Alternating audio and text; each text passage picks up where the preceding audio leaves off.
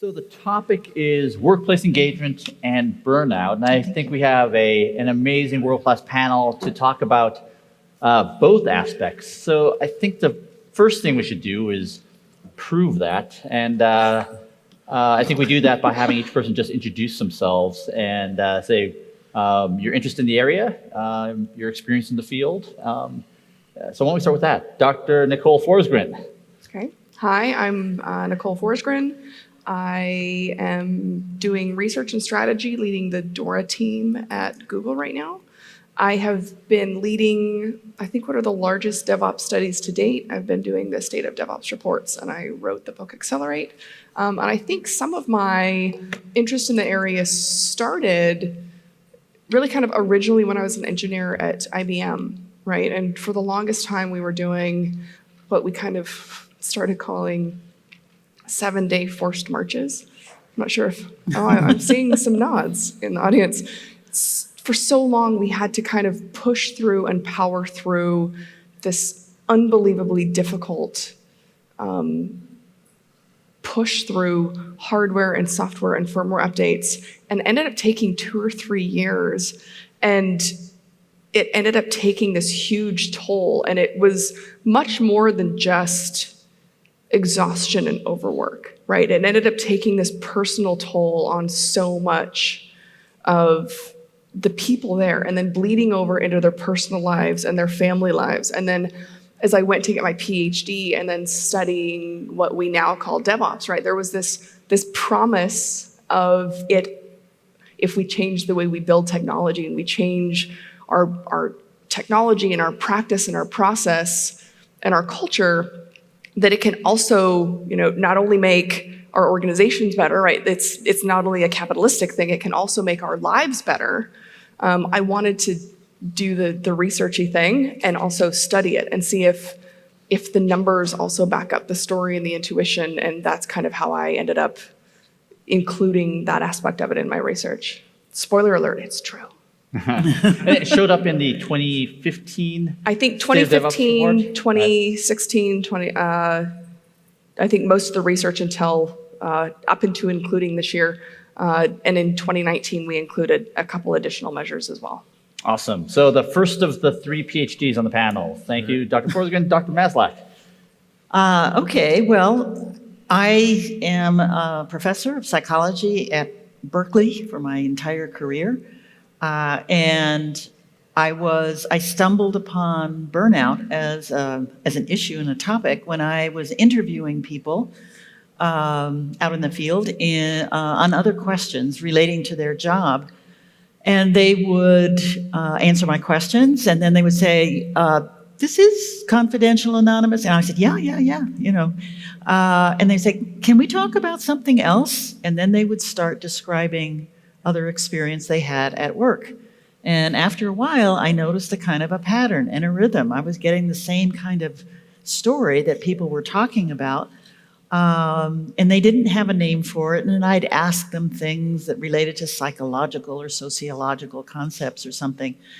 And finally, one day, just again by chance, someone said, okay, what are you hearing in the research? And tell me a bit about it. So I described, and I said, people keep telling me this kind of thing. And she said, oh, well, I don't know what anybody else calls it, but we call it burnout. This was legal services, poverty law. So I thought, okay. So then I would end the interviews, the next ones, saying, is it, detached concern? Is it something like, dehumanization and self-defense? No. Is it burnout? Yes, that's it. So it really captured something, and that's why we decided to kind of go with it. And I decided to go with not my original questions, but this thing that people were anxious to talk about in a safe place. They would not get back to anybody. And they would cry, they would get angry. I mean, it was clearly emotional, it was important, and it was like, I think this is something I need to spend some time on.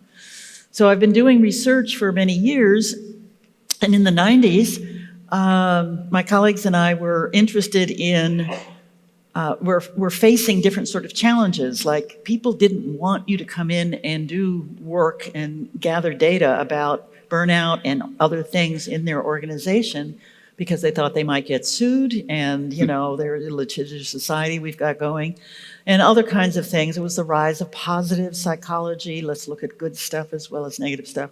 So we sort of did a pivot and said, well, we're getting on the burnout measures, we've got sort of people on the more extreme, like I sort of was showing the burnout profile yesterday, but there's also these other things, and if you look at the other end of what we're measuring, where people are not exhausted, they've got a lot of energy and enthusiasm, they're not trying to distance themselves and be cynical, they want to get more deeply involved, they're feeling really good about what they're doing in terms of efficacy, and we're sort of thought, maybe if we sort of look at, say, how do we get to a better place? And let's call this place engagement with work. And so that's really how we got involved in doing it.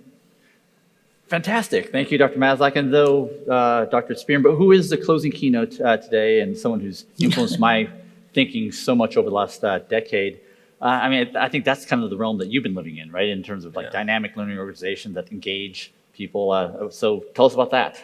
Yeah, so just by a quick self-introduction, I spent some of my time teaching at MIT. I spend the bulk of my time working with organizations across different verticals, .com, .mil, .gov, .org. So as far as this engagement and burnout thing, people matter. I first got into the work I do when people were trying to understand why a very small number of Japanese companies were having disproportionate impact on their sectors. And some of the initial the initial explanations were all racist. Then nationalist, and then after that, there was the technical explanation. Oh, they must have better robots or scheduling algorithms. And it turned out when you took a close look, it was how those very few companies manage people to tap deeply into their innate potential to create value and figure out how to tap deeply into that innate potential and channel it in the form of value delivered into the marketplace. It's all about people. And just go a little bit more in terms of, and what was the effect of the people? Was it? So did they just work longer hours? No. So you start thinking about sort of on a spectrum of extremes. So you take Frederick Winslow Taylor, who had some really profoundly good ideas about design of process and tapping deeply into coming up with better ways and coming up with standards and that kind of thing.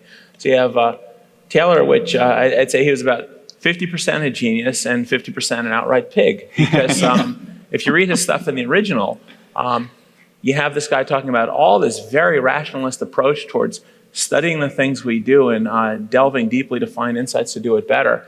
And then he has this bifurcation between the people who are smart enough and well-motivated enough to do the thinking. And given when he wrote, they were all white Anglo-Saxon Protestants. And the people who applied muscle to those ideas, so it was a separation of the minds and the hands, and given when he wrote, they were all German, non-English speaking immigrants.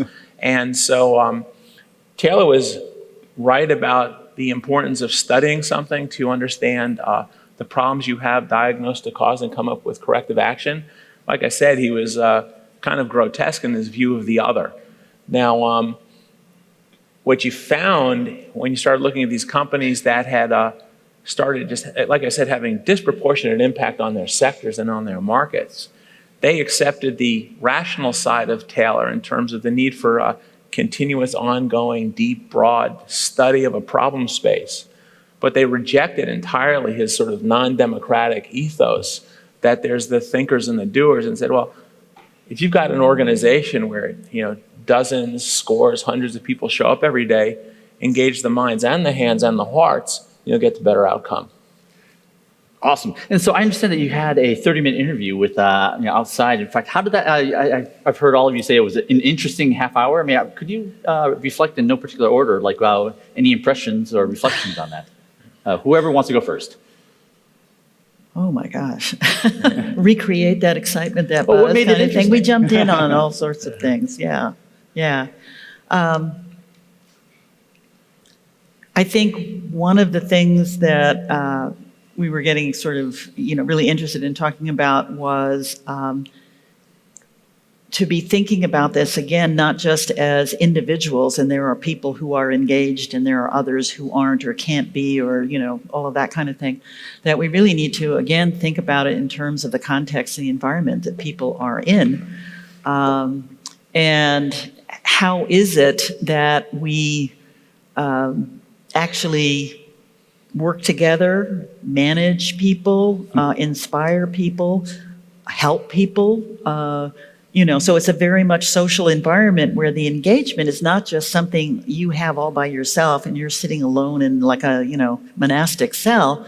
It's other people who get you sort of turned on, or, oh my gosh, now I see something. And the engagement is as much a social phenomenon. And do we in general do enough to sort of figure out how to make that happen even more, and in a more less focused on a few, and really something that you really have to think of everybody. I mean, how do you get a lot of people to just really reach full potential, to thrive, to, you don't even know where they might be able to go with it. But part of everybody's job is to look for those people, to make the circumstances right, to learn how to get the best. And, so less about the canary, more about the coal mine. It's definitely, God, the coal mine. Okay, yeah, but Nicole, it's a lot about that, I think.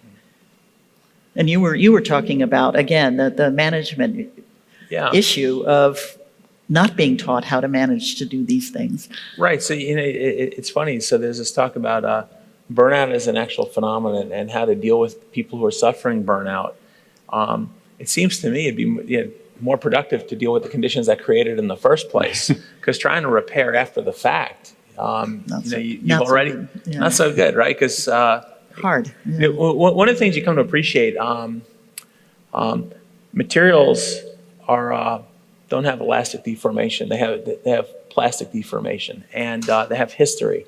And the same thing is true of people, right? Which is, if a person has a bad experience, it's not like you have your restorative actions and the effect of that bad experience is removed and erased. There's a multiple choice exam being administered right now. Pen and paper, should you want it? Should you want it? Oh, okay. Great. Okay. Wow, nice pen to take home. Sorry, you were saying it's all about deformation. Yeah. So, right. So if you think about, all right, we talk about physical health fairly comfortably, right? And if someone has a busted knee, there's not a stigma to having a busted knee. You have a repair on the knee. However, at least in the United States, we have rules and laws which are meant to avoid the breaking of a knee on the work site or burning or whatever else, right? And the reason for that is because if someone avoids having a broken knee or a burn or an amputation on the work site, they're way better off than the person who suffered that and then has to have some restorative treatment. Now, I think this is a societal problem, not just a workplace problem. We don't give consideration to emotional mental problems in the same kind of non-stigma kind of way. So, we don't talk about Lucy's depression. We don't talk about this anxiety, We don't talk about burnout in quite the same way. But it's the same thing as a health problem, and it's a well-being problem. And so if we can agree as a society that we don't want to create conditions in which someone gets hurt and then has to get repaired physically, why would we tolerate conditions in which someone gets damaged mentally, emotionally, psychologically, and then we have to restore them? One, we can't restore them, but why put them through that travel in the first place? And I think that's a really nice segue into the World Health Organization, right? Yeah, right. And how they've just, formally recognized burnout. And they recognize burnout on the basis of lots of evidence. Obviously, they've been, reviewing this for many, many years.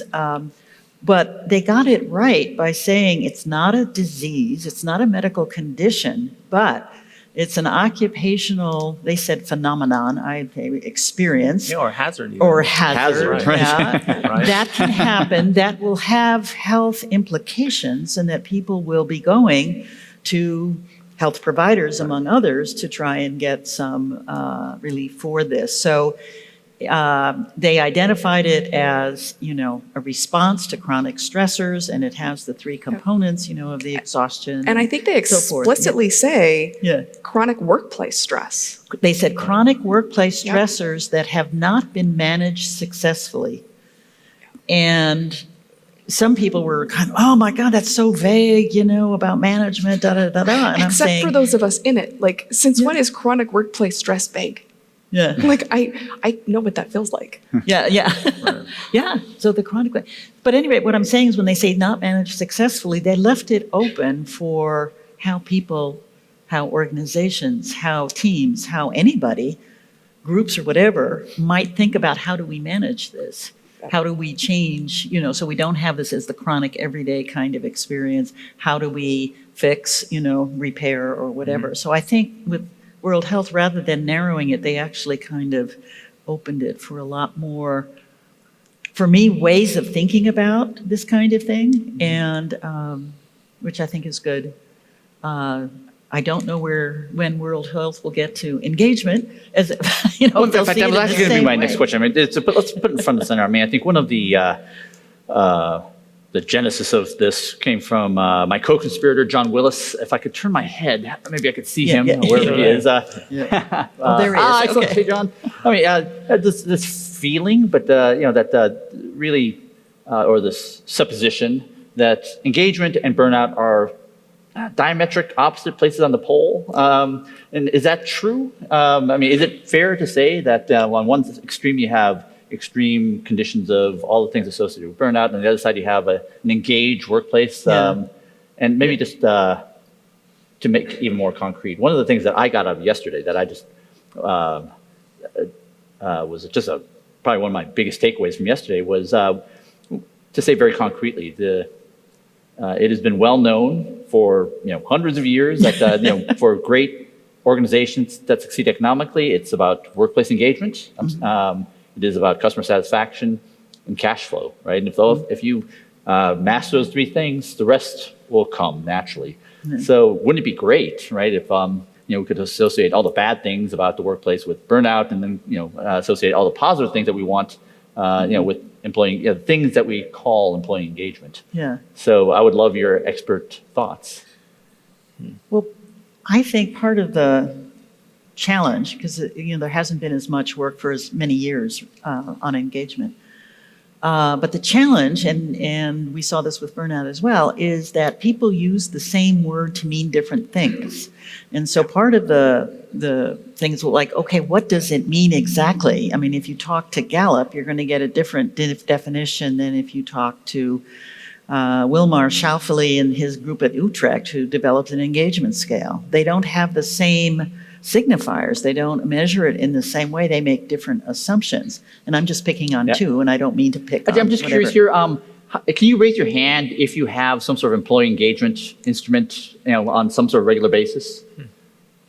Yeah. And who here finds that meaningful? Okay.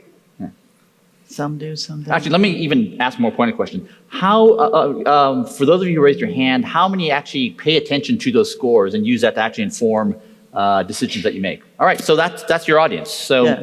these people Yeah. put some import on that number or set of numbers. Yeah. So, so anyway, I'll just read you a couple of differences. So the one out of Europe, they talk about vigor, dedication, absorption, like flow, kind of experience. Others talk about happiness, reaching your full potential. Gallup is talking more about enthusiasm and emotional commitment. And,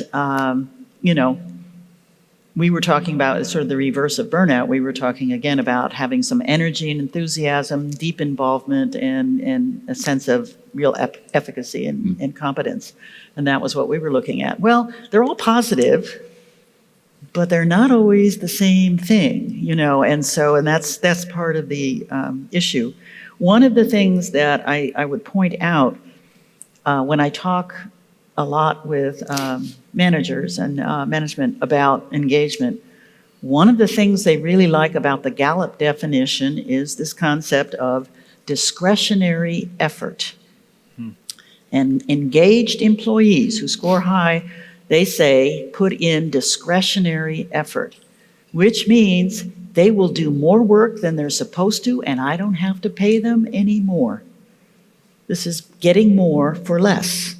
And people are really enthusiastic about it. This is not what Schaufeli and others would go with, because that person who is doing more than they need to, and somehow you get them motivated to do 150% rather than 100% of their job, is looking good for some people, but for the employees themselves, it may not be. They may not be the happy, passionate, oh my gosh, I found my thing.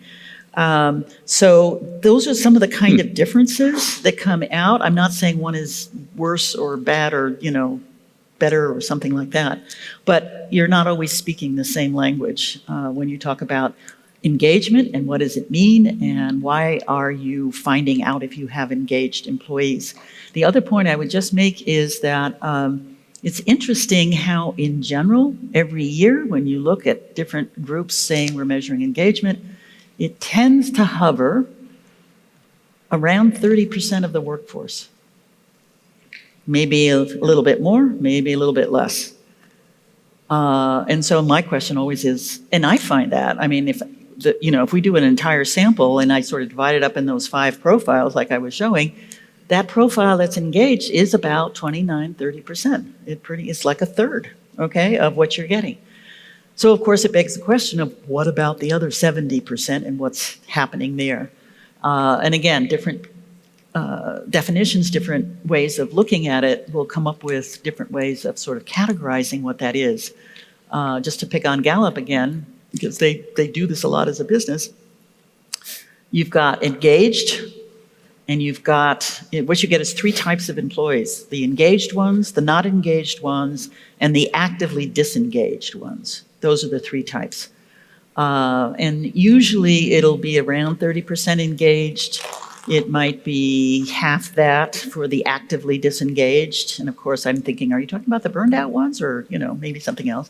But that leaves maybe at least half of your employees in the not engaged.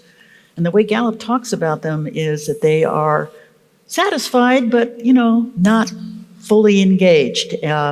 And they even have some what I consider sort of derogatory terms, like they're sort of sleepwalking. They're just going through the job. They're looking for the next break. They're what? They're fine. They're okay. They're whatever, sort of thing. But that's the bulk. That's the majority. And somehow I worry that if you have a particular kind of engagement hammer, everything, every nail is, that you're looking at is in these terms. Steve, I noticed you scrawled some thoughts down. Yeah, 2. Purposefulness and confidence. What I mean by that is when you're managing other people, do you give them a sense of purposefulness, that their actions have value and an appreciation by someone else? I'll give you an example. We can all do a quick sort of wind check when we go outside. So we'll go out, to take a break, and we'll be getting snacks and food and that kind of thing. And there'll be some people working here in the conference center who, when they're serving coffee, they think their job is to serve coffee. And their sense of self is that, what did I do today? I brewed coffee and served coffee, and probably measured in the cup served. There will be some people who, either by how they're managed or just sort of an intrinsic internal, they're not serving coffee. What they're doing is they're giving you restoration. Resuscitation. Resuscitation at a break. And it happens that coffee and tea and whatever else happens to be the implement they're using to accomplish that goal, which you'll appreciate. And it's sort of a good check when you go back to your own organizations. Spot check people. Are they defining their work by the physicality of the activity they're doing, or are they defining their work by the appreciated outcome of the work they're doing? So that's the purposefulness piece. Now, I don't know how to do sort of a spot check, just sort of wandering through the break area, but the sense of confidence that even if I have a purposeful engagement, do I have confidence that when I go to do whatever I'm supposed to do, that I'll actually succeed in fulfilling that purpose? And one can imagine sort of the flip side to Confidence then is frustration. So there's purposefulness and purposelessness. And so if you couple purposefulness and confidence, that sounds like a good emotional state to be in. And if you couple purposelessness with frustration, that seems to be a poor emotional state to be in. And again, who gets to control that is the people who make decisions for others in terms of how their minds and their hands will be or not, or won't be engaged. Nicole? So to kind of combine those thoughts, we've seen ways to help enact this and empower people in organizations, right? So to kind of go back to some of the Gallup work, right? We were having conversations previously about this, and I think if I can speak for you or summarize what you were saying, a shared concern about this is many times what we see the recommended course of action be is to only worry about and attend to the actively disengaged portion of the workforce, and like be happy about the engaged portion because you're getting extra work for free, and basically ignore that middle because like they're fine. And then, so keep that in mind, right? And then to what Steve just said was, if we want to speak to and encourage this more purposeful work and this confidence, if there's a way to speak to and encourage purposefulness and confidence and pay attention to everyone in terms of engagement, some of the best things that we've seen through the data and through the research and just in general is, from a leadership point of view, we can set goals and set priorities and then empower everyone else to determine how to best achieve those goals. And in that way, you aren't only paying attention, you're not only using the hammer on certain people. It gives them a purpose. It empowers them to achieve it. It gives them confidence when they are able to achieve it. It also grows their skills and abilities so that they can then ascend through the ranks, for lack of a better term, and it addresses everyone. You're not only paying attention to the people at the tail end. It really kind of helps everyone along the way. It grows everyone through the entire organization instead of kind of ignoring the middle that's fine, taking advantage of the people who are killing it. And it really helps everyone. Now, the challenge is that takes work because you have to be setting clear goals and objectives. It takes faith. It takes work to actually let go of the reins. It's a challenge, and it's difficult. In fact, I'm just a test here, and when I hear faith, I'm sort of silently substituting the word trust. Yes, right? yes, thank you, absolutely. And trust in what, right? That trust that I can verbalize an intent and that I can mobilize a team around me to actually... Trust that they know how to design solutions and execute on them. Mm-hmm. Trust that if they design a solution, my team, that is different than I may have designed it, that I will let them execute and try and see what happens. In my mind, the word that comes to mind is psychological safety, and not in terms of a one-to-one replacement, but something that came out in your talk, Dr. Maslach, was the theme of psychological safety. I think you brought up in a very specific context. Over many conversations, Dr. Spear, you've brought up psychological safety, both in terms of the worker and the leader, manager, oppressor. And that's certainly come up many, many times in terms of through the State of DevOps report and the Google research. So can we talk a little bit about the relevance or importance that you think psychological safety has? Anybody? Yeah, there's been a lot of work being done recently on that. I think before it was really much more about physical safety, physical hazards. You're exposed to certain chemicals or jobs where you might get injured or, attacked by people or something like that, and you get, on the police or something. And it took a while, I think, before people sort of recognized that there might be a parallel in terms of feeling not that you're at risk for that kind of physical injury or disease or something, but that you're under attack, verbally from somebody else. You're getting bullied. You're being teased. You are being deliberately not told what you need to know as the new person on, it's sort of going through hazing, that kind of thing. And also feeling unsafe when you need advice or help and not knowing where to go. Safety also begins to branch out into other things having to do with fairness. So again, the extent it's not a safe place if, in a sense, people like me never seem to get the new opportunity, never get the promotion. What's going on here? This doesn't feel like a comfortable, safe environment to be in if I feel like I may not really be accepted, or I'm here as a token, or, those kinds of things. So. And by the way, as you'll hear later today, you spent a good chunk of your earlier parts of your career, Dr. Spear, on workplace safety, right? In terms of, so it seems like to me that there's I wouldn't say an equivalence, but what physical safety is to manufacturing as psychological safety is to knowledge work.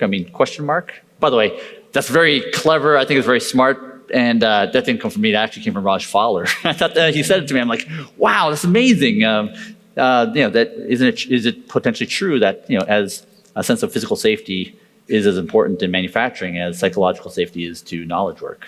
Yes. Question mark? Well, I'm going to throw a Frederick Winslow Taylor flag on that one, because it implies that in the physical work environment, people aren't concerned about psychological safety. And in the quote-unquote knowledge workplace, people aren't concerned about physical safety. The reality is that the safest employers in the United States, at least, this is mining, refining, that kind of thing, they're actually a safer place to work than your typical hospital or office. So anyway, don't separate the hands and minds. They go together. And that's someone who has to have the expectation of physical safety, also wants the expectation of emotional safety. And actually, let me just pick up on that for a moment. So you're in a very complex, high-risk, high-hazard physical environment.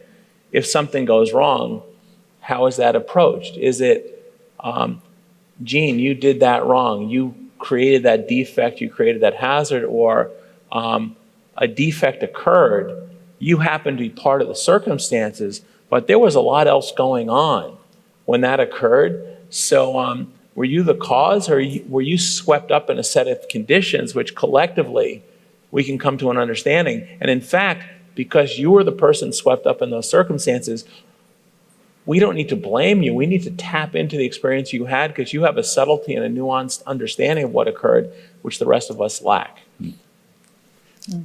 Nicole? Oh, I'm just going to plus one everything Dave just well, said. the other thing And by the way, since I got the flag thrown in the Frederick Winslow Taylor, I'm going to put on my stopwatch and We'll get you a clipboard. Yeah. Exactly. I've been actually recording word count. okay. For each of you. You're a little bit behind quota. Well, one thing I want to say is that, again, I just want to pick up on something that Steve said about not dividing it into, physical work, knowledge work. So one of the hazards for women in a lot of workplaces is sexual assault.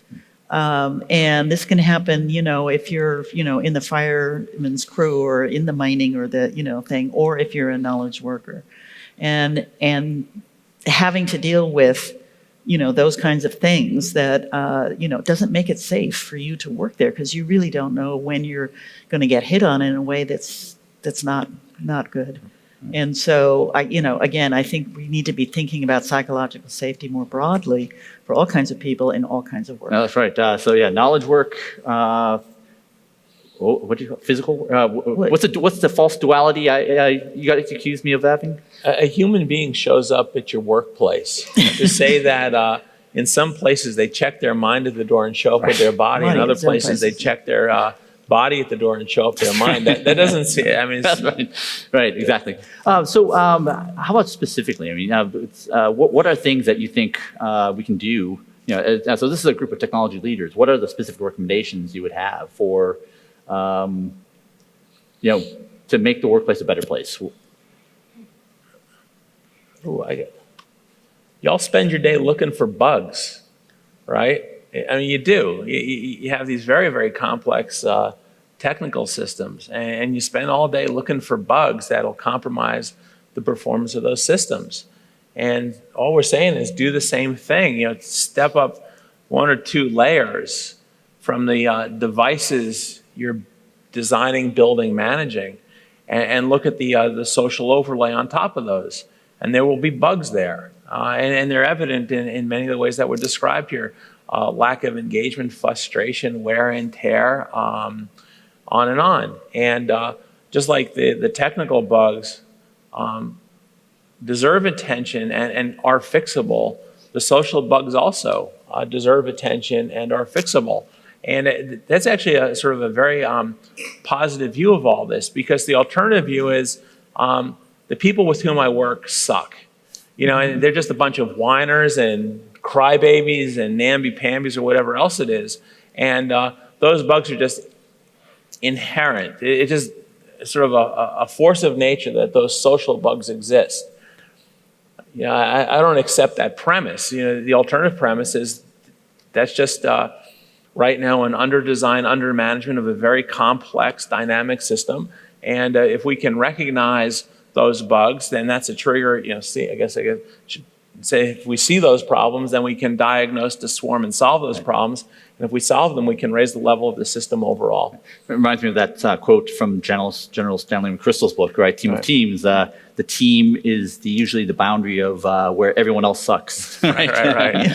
Yeah. So if that boundary is you and all your colleagues, that's a very bad boundary to define, that's right? not a good one. Thanks for a hellish work day. Dr. Maslach or Nicole. I would say create and support opportunities for people to separate from work, right? Particularly as we think about reducing burnout.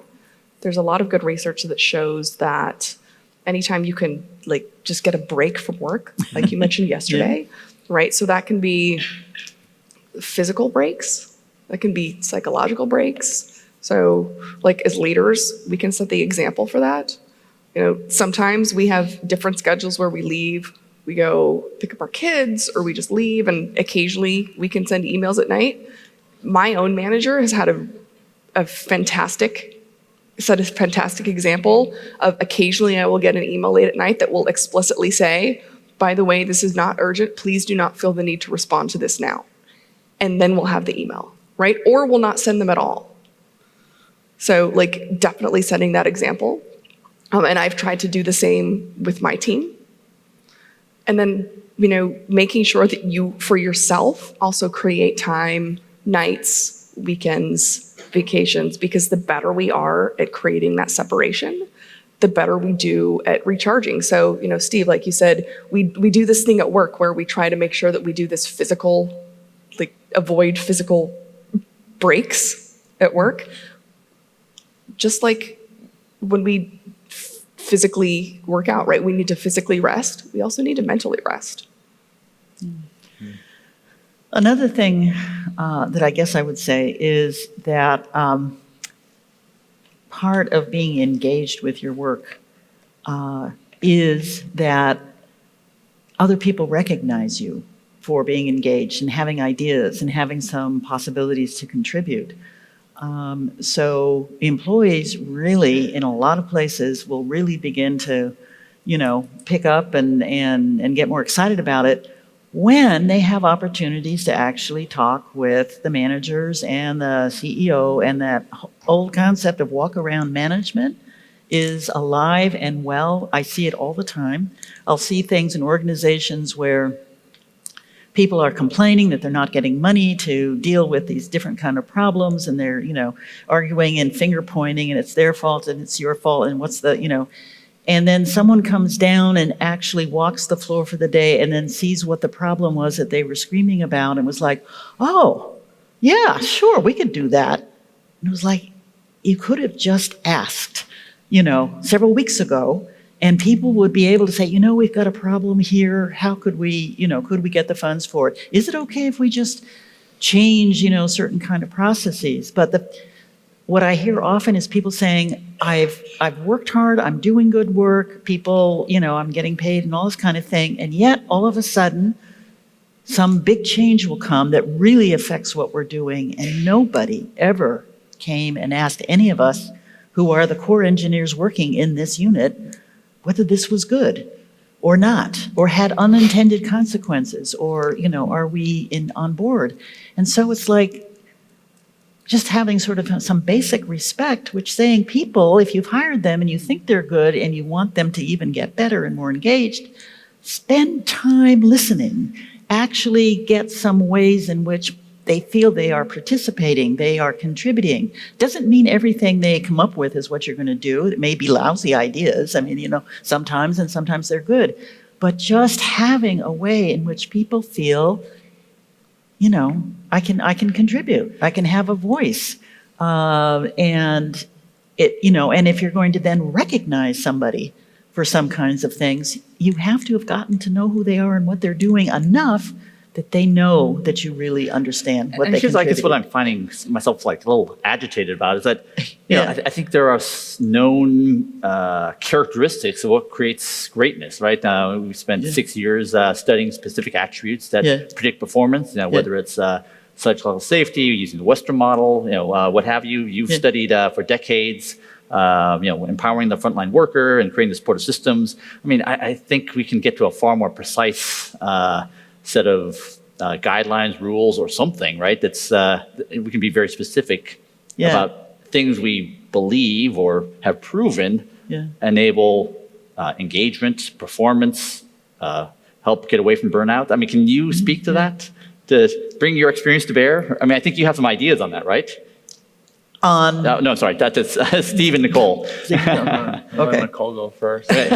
So summarize for us the Accelerate book, what you've learned about performance. Everybody get comfortable. Yeah. Which part? I mean, Well, let's start from. Let's start with the top 5 characteristics and top predictors of what create great performance. Great performance, smart technical practices,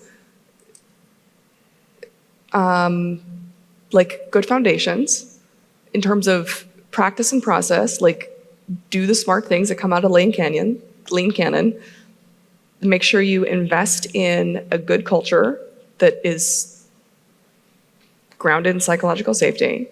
From there, if you want to improve, do things that focus on getting better in a continuous improvement paradigm. And from that, I mean, identify what your constraint is,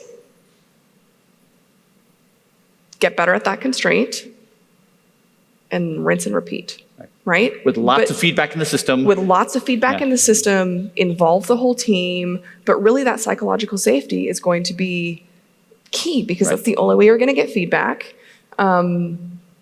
I think one of the keys also is going to be involving the team, involving the engineers, and also kind of a touchback to what Christina said earlier is involve and understand that your team members that are from underrepresented groups, you may have to do kind of an extra reach out to them because their voices will be different. Or their voices may not be heard the same way. If you do like one focus group in a really, really large conference room, they may not speak out or their voices will be quieter. Yeah. And they will see things very differently, right? I remember when I was an engineer, I would see things that other people would completely miss. And so these are things that are grounded in 6 years of research, 30,000 respondents, right? And then we have a certain sense of assurance that these things will lead to better performance. How about you, Dr. Spear? Yeah, so we start as technologists. I'm not. I mean, you all are. That there's an answer. If we have a system of linear equations, there's an answer to that. If we do a risk-adjusted net present value, there's an answer. And so we start building assumptions that there's an answer, which means that we can be right. For a lot of the things that we do, we're guaranteed to be wrong. I'll give you an example. I'm giving a talk today at 5:30. I hope it's a good one. I mean, more than you, I really hope it's a good talk. Something will go wrong with that talk, though. I guarantee it. And the reason that's the one certainty I have. And the reason is I worked very hard on that talk. I've been working on these ideas for a long time. I spent a lot of time on the PowerPoint, et cetera. But I composed that talk and finished composing it a few hours ago. I'm going to give it in a few hours from now. And I can't predict perfectly at 5:30 what the conditions will be. I don't know who will be in the room. I don't know what the room will be like. I don't know about how the IT system will work. I don't know the dynamic we'll have at 5:30, how it will differ from the one we're having right now. So that talk will not go as expected.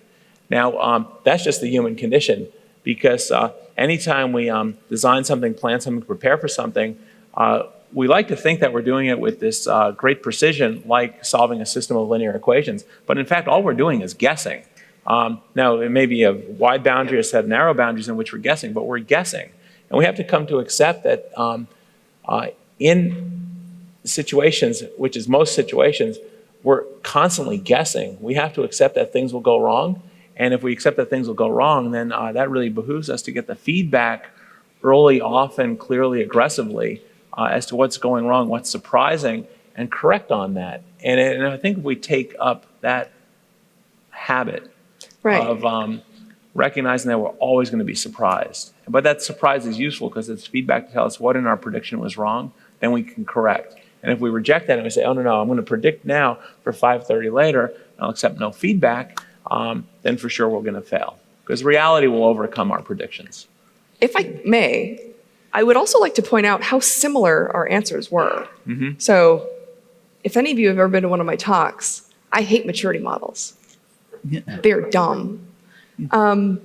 So I pointed out something pretty similar in that kind of lay your foundations and then figure out your constraint. So point out the next thing that's wrong, the next thing you need to fix, and then fix it and get a bunch of feedback, and then figure out the next thing you need to fix, because we work in these highly complex systems with technology that's highly complex, but especially people that are way more complex. Right. And I understand the want for these maturity models. We want these linear models. We want these highly predictable systems because it makes us feel safe.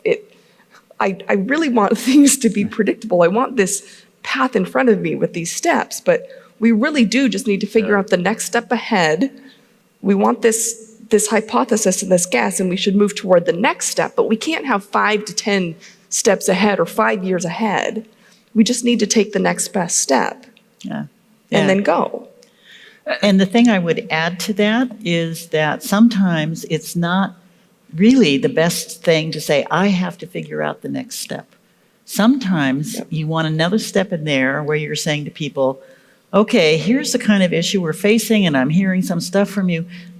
What might be something we could do a little differently? And maybe you will come up with some other ideas you hadn't thought about, and some of them might be good and some of them might not. But at least you're trying it out before you say, let's do it. And people may, say, whoa, this is, why this is not a good idea, da-da-da-da. Okay, how about we try, this other kind of thing. And so there's a lot of examples that, I can give. And there's one that will sound kind of maybe sort of silly, but it worked incredibly well within a medical clinic. And it responds to also one of the things you said about different people may have different ways of participating. So what they were doing was they were setting up, they wanted to, get people all on the medical team to, kind of be better prepared for the day's work. And so they started having an initial huddle at the beginning of the day in the whole clinic where we're seeing, okay, what patients we have, what kind of operations are going on, what kind of thing is happening, et cetera, who's doing what, just make sure we're prepared for today. And on the basis of suggestions from some of the people in the team, they added something else, which was we take a moment to just quickly check with all of you on the team, kind of how are you today? How are things going? And it gave an opportunity for people to ask a question. It gave people an opportunity to say, actually, I've got a really sick child at home and, I'm a little concerned about that, or I've got a cold, or, whatever. And then the team could adjust and begin to say, oh, well, listen, maybe we should give you the time to head home early. I'll cover for you this time. We'll do whatever. And so after a while, what they were finding is that people on the team, and we're talking, for example, about certain cultural groups, ethnic minorities or something, especially in more, kind of Latin, who are much more into a system and a culture of hierarchy. You never question what the leader says. You never ask something because it might be interpreted as, impertinent and rude or something like that. But after a while, people are beginning to see it's okay, and they begin over time, everybody started participating more and even sometimes sharing, I saw a fabulous film last night, you should all go see whatever. And it was building a greater bond. It was enabling them to adjust as a group to whatever was sort of happening. The morale was going up. They are highly engaged in all of this to the point where they're calling it a huddle cuddle. And so there's a huddling thing that comes along, in terms of organizing, but there's the cuddle, which is really, listening to each other, figuring out, how do we have to adjust? Or maybe we could try that. That might be a little bit better. And people feeling more empowered to speak up and contribute. And then you're practicing it every day. And so over time, you're seeing a real change in the social dynamics around that team. And that came from the people themselves. But for what is, sorry. So the cuddle huddle is, okay, doesn't sound big, sexy, we're reinventing, healthcare for the 21st century sort of thing. Didn't cost money, but it's changed, in the clinic, they're very just to proud of resonate it. with that, I find myself actually feeling physically relieved, right? Because I would say, that sounds like team outcomes, mutual support, a sense of, outcome focused, whatever, right? Now, high trust where, and so I think that I'm trust, right? That resonates with your lifetime of research, but Nicole and Steve. The challenge is to go from the concepts you're saying, how do you translate that into everyday practice? What do we actually do? And I think that's where often people get stuck. It's kind of like, okay, we have all the right words talking about engagement and passion and, fulfillment and all that kind of thing. And you say, and I want to do more that will support and do it. What exactly do I do tomorrow?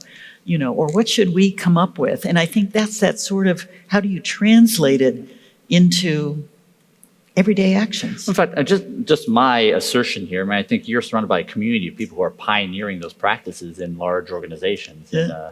And I think they would, if anyone would like to volunteer to help and interact with Dr. Maslach, I think you would value those interactions, right, in terms of how you do that. Yeah. Well, here, I have a question that actually came through Slack mysteriously that was challenged to me through Jeff Gallimore. There's this feeling that so many organizations, so you're looking at a group of leaders who believe that, right? Whether it's because they've read the Accelerate book or, they are compassionate enough to know that burnout is not good for them and, they actually do want to create dynamic learning organizations, but they feel out of control to change the circumstances that lead to these things. So what advice would you give them, whether it's communicating up, around, or down? What advice would you give? Can I do that? Yeah. Yeah, so in terms of communicating up, I don't want to be completely pessimistic and rain on this and say good luck with that.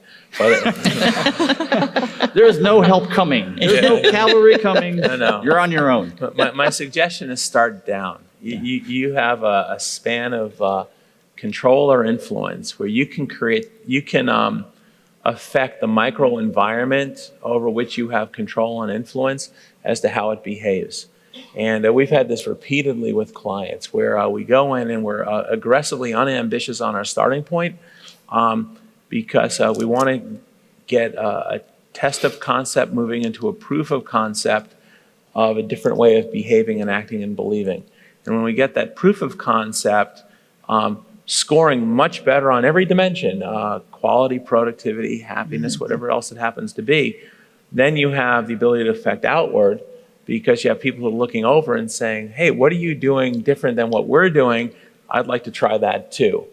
And then when you've got an incubator and some sort of viral infection in the peripheral areas, doing things differently and getting different outcomes as a result, then you have data with which you can use, data and stories, they have to be tightly coupled, but you have data and stories which you can use to influence upwards.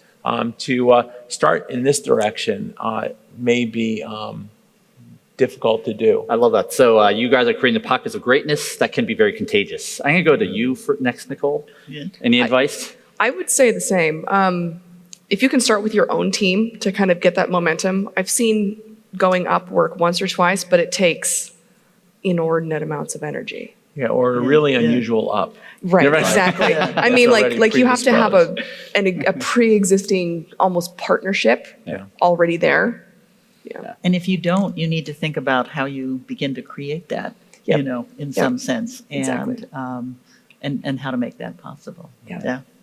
That's great. How about I allow each person to have some closing words, whether it's help you're looking for or reflections or observations, in whatever order you want.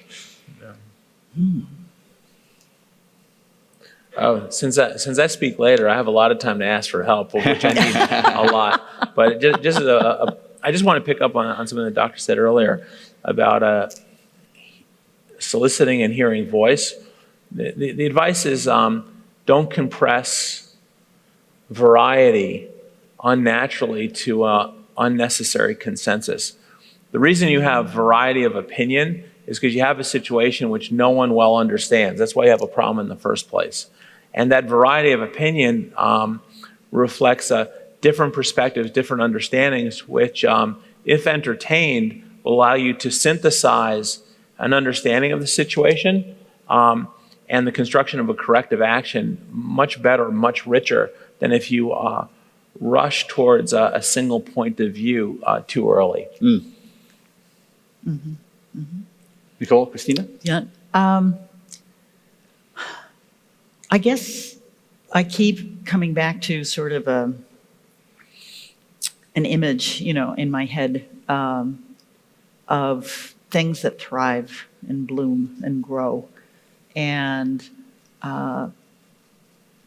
what you need to do that, I mean, you can get the very best plant that you ever, you know, bought, you know, but if you put it in an environment where the soil is kind of not so good and there's not much sun and there's not a lot of light, it doesn't matter quite how much you invested in what was there. It's not going to come up and do as well as it could have had it been in a better setting.